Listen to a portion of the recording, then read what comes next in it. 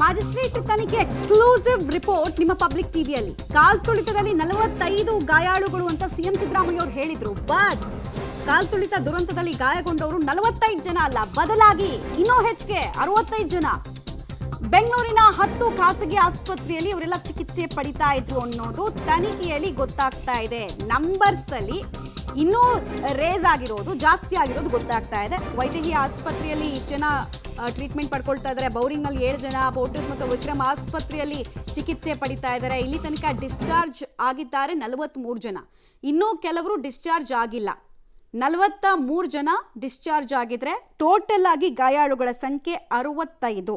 CM ಕೊಟ್ಟ ಲೆಕ್ಕ 45, but ಇನ್ನೂ 20 ಜನ ಹೆಚ್ಚಿಗೆ ಅಲ್ಲಿ ಗಾಯಗೊಂಡಿದ್ರು ಅನ್ನೋದು ತಿಳಿದು ಬರ್ತಾ ಇದೆ. ಇದು ಸರ್ಕಾರದ ಬಳಿ ಇರುವಂತಹ ರೆಕಾರ್ಡ್ಸು ನೀವು ಗಮನಿಸ್ತಾ ಇದ್ದೀರಾ. ಅದಕ್ಕೆ ಸಂಬಂಧಪಟ್ಟಂತೆ ವಿಕ್ಟಿಮ್ಸು, ಪೇಷಂಟ್ಸ್ ಯಾರ್ಯಾರಿದ್ದಾರೆ, ಯಾವ್ಯಾವ ಆಸ್ಪತ್ರೆಯಲ್ಲಿ ಇದ್ದಾರೆ ಅಂತ ಹೇಳಿ DC ತಮ್ಮ ತನಿಖೆಯಲ್ಲಿ ಕಂಡುಕೊಂಡಂತಹ ಸತ್ಯಗಳನ್ನು ದಾಖಲಿಸಿದ್ದಾರೆ ಸ್ಟ್ಯಾಟಿಸ್ಟಿಕಲಿ ಅನ್ನೋದು ಗೊತ್ತಾಗ್ತಾ ಇದೆ. ಮ್ಯಾಜಿಸ್ಟ್ರೇಟ್ ಅಂದರೆ ಕೇವಲ DCನೇ ಅಂತ ಆಗಲ್ಲ. ಮ್ಯಾಜಿಸ್ಟ್ರೇಟಲ್ಲೂ ಕೂಡ 2 ರೀತಿ ಆಗುತ್ತೆ. ಒಂದು ಎಕ್ಸಿಕ್ಯೂಷನ್ ಮ್ಯಾಜಿಸ್ಟ್ರೇಟ್ ಇರ್ತಾರೆ, ಇನ್ನೊಂದು ನ್ಯಾಯಾಂಗದ ಮ್ಯಾಜಿಸ್ಟ್ರೇಟ್ ಇರ್ತಾರೆ. ಇಲ್ಲಿ ತನಿಖೆ ಮಾಡ್ತಿರೋದು DC, ಎಕ್ಸಿಕ್ಯೂಷನ್ ಮ್ಯಾಜಿಸ್ಟ್ರೇಟ್. ಡೀಟೇಲ್ಸ್ ಕೊಡ್ತಾರೆ ಲೋಕೇಶ್. ಸಿದ್ದರಾಮಯ್ಯ ಅವರು ಕೊಟ್ಟಂತಹ ಲೆಕ್ಕಕ್ಕಿಂತ ಇನ್ನೂ 20 ಜನ ಹೆಚ್ಚಿಗೆ ಗಾಯಾಳುಗಳಿದ್ದಾರೆ ಅನ್ನೋದು ಗೊತ್ತಾಗ್ತಾ ಇದೆ. 43 ಜನ ಆಲ್ರೆಡಿ ಡಿಸ್ಚಾರ್ಜ್ ಆಗಿದ್ದಾರೆ. ಉಳಿದವರ ಸ್ಥಿತಿ, ಕಂಡೀಷನ್ ಏನೇನು, ರಿಪೋರ್ಟ್ನಲ್ಲಿ ಉಳಿದಂತೆ ಏನೆಲ್ಲ ಹೊಸ ವಿಚಾರಗಳು ಗೊತ್ತಾಗ್ತಾ ಇದೆ?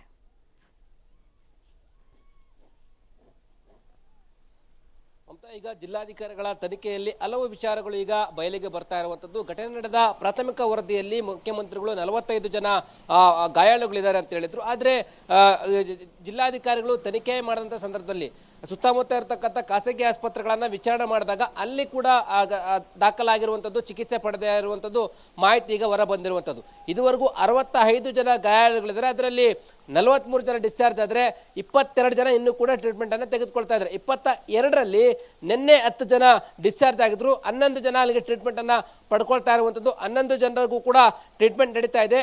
ಬೋರಿಂಗ್ ಆಸ್ಪತ್ರೆಯಲ್ಲಿ 2 ಕಾಲು ಮುರಿತ ಆಗಿದೆ. ಅವರಿಗೂ ಕೂಡ ಇನ್ನೊಂದು 3-4 ದಿನಗಳಲ್ಲಿ ಟ್ರೀಟ್ಮೆಂಟ್ ತೆಗೆದುಕೊಂಡು ಡಿಸ್ಚಾರ್ಜ್ ಮಾಡುವ ಸಾಧ್ಯತೆ ಇದೆ. ಉಳಿದಂತೆ ಖಾಸಗಿ ಆಸ್ಪತ್ರೆಯಲ್ಲಿ ಗಾಯಗಳಾಗಿರ್ತಕ್ಕಂಥ ವ್ಯಕ್ತಿಗಳು ಟ್ರೀಟ್ಮೆಂಟ್ ಪಡೆದಿದ್ದು ಅವರು ಇವತ್ತು ಅಥವಾ ನಾಳೆ ಒಳಗಡೆ ಡಿಸ್ಚಾರ್ಜ್ ಆಗುವ ಸಾಧ್ಯತೆ ಇದೆ. ಪ್ರಮುಖವಾಗಿ ಇಲ್ಲಿ ಜಿಲ್ಲಾಧಿಕಾರಿಗಳು ಆಸ್ಪತ್ರೆಗಳಿಂದ ಸ್ಟೇಟ್ಮೆಂಟ್ ಅನ್ನ ಪಡೆದುಕೊಳ್ತಾ ಇರುವಂತದ್ದು.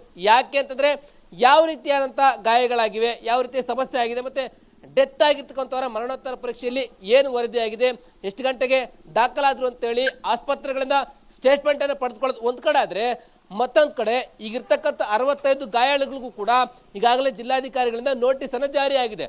ಅವರು ಇದೇ ತಿಂಗಳು 11ನೇ ತಾರೀಕು ನೋಟಿಸ್ಗೆ ವಿಚಾರಣೆ ಎದುರಿಸಬೇಕಾಗುತ್ತೆ. ವಿಚಾರಣೆಯಲ್ಲಿ ಆ ಘಟನೆ ನಡೆದಂತ ಸಂದರ್ಭದಲ್ಲಿ ಏನಾಯ್ತು, ಯಾಕಾಯ್ತು, ಅಲ್ಲಿ ಯಾರ ನಿರ್ಲಕ್ಷ್ಯ ಇತ್ತು, ಪೊಲೀಸರು ಮತ್ತೆ ಇನ್ನಿತರ ಅಧಿಕಾರಿಗಳ ನಿರ್ಲಕ್ಷ್ಯ ಯಾವ ರೀತಿ ಇದೆ, ಅವರಿಂದ ಕೂಡ ಮಾಹಿತಿಯನ್ನ ಸಂಗ್ರಹ ಮಾಡಿಕೊಂಡು 15 ದಿನಗಳ ಒಳಗಡೆ ಸರ್ಕಾರಕ್ಕೆ ವರದಿಯನ್ನು ಸಲ್ಲಿಸಲಿಕ್ಕೆ ಈಗ ಮುಂದಾಗ್ತಾ ಇರುವಂತದ್ದು.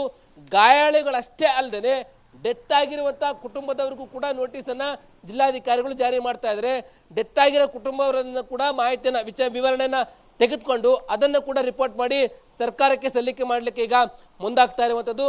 ತನಿಖೆ ಈಗಾಗಲೇ ಚುರುಕಾಗಿರುವಂತದ್ದು. ಆಸ್ಪತ್ರೆಗಳಿಂದ ಸ್ಟೇಟ್ಮೆಂಟ್ ಅನ್ನ ಪಡ್ಕೊಂಡಿದ್ದಾರೆ. ಇನ್ನು ಗಾಯಾಳುಗಳು ಮತ್ತೆ ಡೆತ್ ಆದ ಕುಟುಂಬದವರಿಂದ ಸ್ಟೇಟ್ಮೆಂಟ್ ಅನ್ನ ಪಡೆದುಕೊಂಡು ವರದಿಯನ್ನು ತಯಾರು ಮಾಡಲಿಕ್ಕೆ ಈಗ ಜಿಲ್ಲಾಧಿಕಾರಿಗಳು ಮುಂದಾಗ್ತಾ ಇರುವಂತದ್ದು. ಮಮತಾ, ಲೋಕೇಶ್, ಯಾವಾಗ ಈ ಇನ್ಸಿಡೆಂಟ್ ಆಯಿತು, ಮುಖ್ಯಮಂತ್ರಿಗಳು ಗಾಯಾಳುಗಳ ಬಗ್ಗೆ ಮಾಹಿತಿ ಕೊಟ್ಟರು.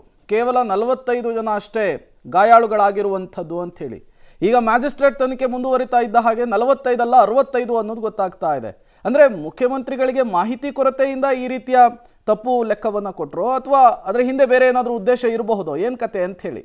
ಅಂದ್ರೆ ಘಟನೆ ನಡೆದ ದಿನ ಅಷ್ಟೊಂದು ಮಾಹಿತಿ ಕಲೆ ಆಗ್ಲಿಕ್ಕೆ ಸಾಧ್ಯತೆ ಇಲ್ಲದೆ ಇರಬಹುದು. ಅಧಿಕಾರಿಗಳಿಗೆ ಪ್ರಾಥಮಿಕವಾಗಿ ಬಂದಂತ ಮಾಹಿತಿಯನ್ನು ಮಾತ್ರ ಮುಖ್ಯಮಂತ್ರಿಗಳಿಗೆ ಕೊಟ್ಟಿದ್ರು. ತದನಂತರ ಚುರುಕಾಗಿ ಎಲ್ಲಾ ಆಸ್ಪತ್ರೆಗಳನ್ನ ಪರೀಕ್ಷೆ ಮಾಡಿದಂತ ಸಂದರ್ಭದಲ್ಲಿ 10 ಖಾಸಗಿ ಆಸ್ಪತ್ರೆಗಳಲ್ಲಿ ಟ್ರೀಟ್ಮೆಂಟ್ ತೆಗೆದುಕೊಂಡಿರುವಂತದ್ದು ಬಯಲಾಗಿದೆ. ಸಂಬಂಧಪಟ್ಟಂತೆ ಬೆಂಗಳೂರು ನಗರ ಜಿಲ್ಲಾ ಆರೋಗ್ಯಾಧಿಕಾರಿಗಳು ಇದಕ್ಕೆ ಸಂಬಂಧಪಟ್ಟ ಮಾಹಿತಿಗಳನ್ನ ಸಂಗ್ರಹ ಮಾಡಿ ಜಿಲ್ಲಾಧಿಕಾರಿಗಳಿಗೆ ಒದಗಿಸಿದ್ರು. ಆಗ ಇದರಲ್ಲಿ 65 ಮಂದಿ ಗಾಯಗಳಿರುವಂತದ್ದು ಈಗ ಪತ್ತೆ ಆಗಿದೆ. ಪ್ರಾಥಮಿಕವಾಗಿ 45 ಅಂತ ಹೇಳಿದ್ದಾರೆ. ಅದಾದ ನಂತರ ಸಂಪೂರ್ಣವಾಗಿ ಮಾಹಿತಿ ಕಲೆ ಹಾಕಿ ಆದೇಶ ಮಾಡಿದ ಸಂದರ್ಭದಲ್ಲಿ ಎಲ್ಲ ಸರ್ಚ್ ಮಾಡಿದಾಗ ಇಷ್ಟು ಜನಗಳು ಗಾಯಾಳುಗಳು ಇರುವಂತದ್ದು ಪತ್ತೆ ಆಗಿರುವಂತದ್ದು. ಈಗ ಸತ್ತಂತವರಿಗೆ ಪರಿಹಾರ ಕೊಡ್ಲಿಕ್ಕೂ ಕೂಡ ಎಲ್ಲ ಸಂಪೂರ್ಣವಾದ ಮಾಹಿತಿಯನ್ನ ಕಲೆ ಹಾಕಿ ಡಾಕ್ಯುಮೆಂಟ್ ಅನ್ನ ರೆಡಿ ಮಾಡ್ಕೊಳ್ತಾ ಇರುವಂತದ್ದು.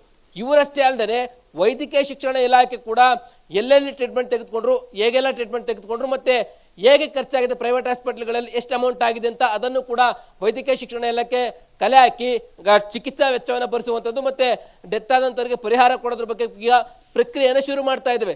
ಜಿಲ್ಲಾಧಿಕಾರಿಗಳ ತನಿಖೆ ಒಂದ್ ಕಡೆ ಆದ್ರೆ ವೈದ್ಯಕೀಯ ಶಿಕ್ಷಣ ಇಲಾಖೆ ಕೂಡ ಮತ್ತೊಂದ್ ಕಡೆ ಮಾಹಿತಿಯನ್ನ ಸಂಗ್ರಹ ಮಾಡ್ತಾ ಇರುವಂತದ್ದು. ಹೀಗೆ 45 ಅಂತ ಹೇಳಿದ್ರು. ಅದಾದ ನಂತರ ಇವರು ತನಿಖೆಯನ್ನು ಚುರುಕು ಮಾಡಿದಂತ ಸಂದರ್ಭದಲ್ಲಿ 65 ಮಂದಿ ಈಗ ಟ್ರೀಟ್ಮೆಂಟ್ ತೆಗೆದುಕೊಳ್ತಾ ಇದ್ದಾರೆ ಅನ್ನುವಂಥದ್ದು ಮಾಹಿತಿ ಸಿಗ್ತಾ ಇದೆ. 65 ಮಂದಿ ಗಾಯಾಳುಗಳು ಅನ್ನುವಂಥ ಮಾಹಿತಿ ಸಿಕ್ಕಿರುವಂಥದ್ದು. Prem, okay, thank you Lokesh ತಮ್ಮೆಲ್ಲ ಮಾಹಿತಿಗಾಗಿ.